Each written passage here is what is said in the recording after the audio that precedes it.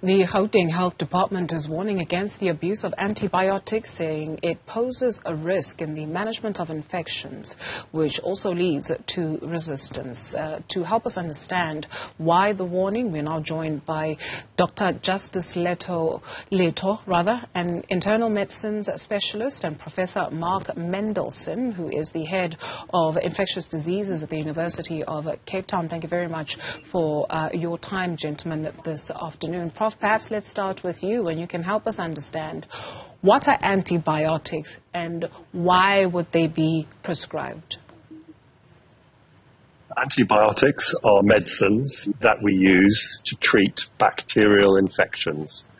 And if a prescription is given, hopefully that prescription is given because the person sitting in front of the doctor or whoever is prescribing has a bacterial infection. Common everyday bacterial infections that viewers will be used to are urinary tract infections, cystitis, can be pneumonia, can be meningitis, and those reasons that antibiotics should be used. But unfortunately, they're often misused.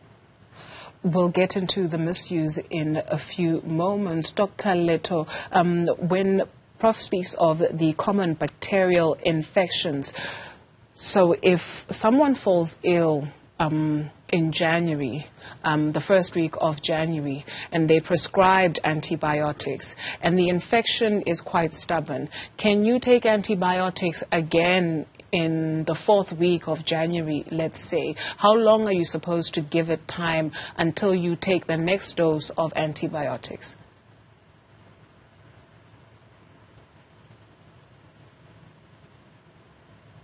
Dr. Letho, are you with us? Oh, unfortunately, we've lost our connection. Prof, I do wonder if you caught the question. So how long, or in a period of how long should you wait to take your next dose? You should. It doesn't work like that. So if you have a bacterial infection, let's say a urinary tract infection, the doctor will prescribe an antibiotic for you. There may be, some of the urine may have been sent off hopefully to the laboratory, and then that will come back showing what that bacteria, which antibiotic would be best to treat the bacteria. That's the best case scenario. And then give the antibiotics for a very specific duration. So usually for a urinary tract infection, for example, it'll be 3 days. For a pneumonia, it may be 5 days, etc. If you are continuing to be ill and you continue to have symptoms, then one of a number of things may be happening. First off, it might not be a bacterial infection at all and antibiotics wouldn't work. It might be an infection, the resistant bacteria. In other words, the bacteria itself is resistant to the action of antibiotic. And maybe that those antibiotics haven't been taken fully in the first place, allowing the bacteria ensuring that the bacteria, unfortunately, are not killed, and therefore you may need further antibiotics. But usually you do not need further antibiotics if you're given the right prescription for the right duration. When you speak of the right prescription, just how many different antibiotics are in circulation in the country, from the mildest to the strongest? Well, the essential medicines list, so the National Department has an essential medicines list. I can't, on the top of my head, remember the exact type. But in fact, in the community, you probably only need 5 to 10 types of antibiotics to treat almost all infections. And in fact, in community infections, in primary health care, literally 3 or 4 are probably enough to do the job. When you speak of misuse, Prof, what does that suggest, or what does it mean? Fortunately, we're now sitting in a world where antibiotics are no longer working because the bacteria that are causing the infections have become resistant to the antibiotics, and that is driven by the overuse and misuse. So, in fact, some years ago, a study was done showing that South Africans and many other nationalities believe that antibiotics can be used to treat anything from headache or gut pain or mild symptoms all the way through to viral infections like HIV and measles, which the antibiotics have no action against. So there's a complete misconception of what antibiotics are actually used for. And as said, the problem is the more antibiotics you use, the more resistance in the bacteria occurs, and the problem continues. Also, use antibiotics in animals, particularly in our livestock production. In fact, 80% of the world's antibiotics are used in animals. And whatever happens in a human happens in an animal. So if you misuse antibiotics in livestock production, you generate resistant bacteria in the animals, which can then pass into the human food chain. Dr. Letho, I believe you are with us. Thank you very much for reconnecting. So today, while opening the Dr. Pixley Isak Aseme Hospital in KwaZulu-Natal, President Cyril Ramaphosa said that there is growing concern where non-communicable diseases are concerned. What is the relationship between antibiotics, if at all, and non-communicable diseases, some of them in the country?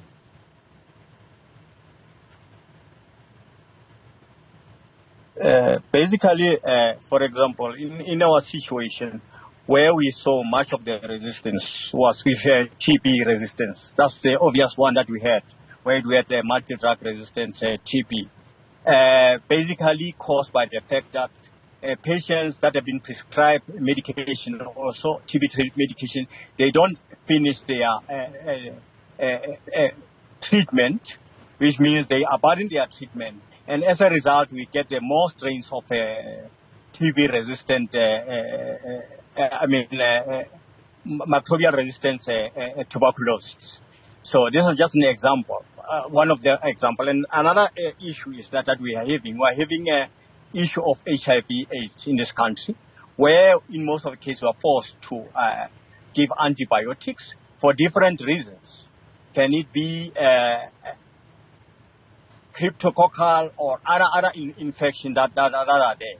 That may also actually cause a problem, especially if antibiotics are not prescribed for the appropriate infection, bacterial infection. Dr. That may Letho, cause a problem. Sure. Doc, when you speak of prescribing antibiotics for HIV/AIDS, does HIV/AIDS not fall under a different band? Does it not have its own medicines? Its own antiretroviral drugs? We must remember some of the patients that come in, they come in immunosuppressed with some infections also. Pneumonia, for example, they can come in. But the issue is, are we making the appropriate diagnosis? Are we giving the right antibiotics? Like Bactrim is being given in most of the patients with HIV/AIDS, for example. Doc, it appears we have lost you again. Prof, just to in a way, Okay. Prof, just to close up the conversation, Dr. Letho mentions a point of, are we diagnosing properly? And so when you speak of a misunderstanding of how antibiotics should be used, on whose part? The doctor who is seeing you, or you as a patient who relies on the doctor to help you? Well, unfortunately, it's both.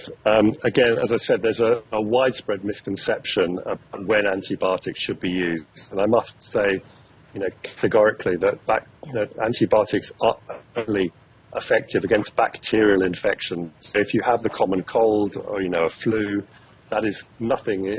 Antibiotics are only going to do harm.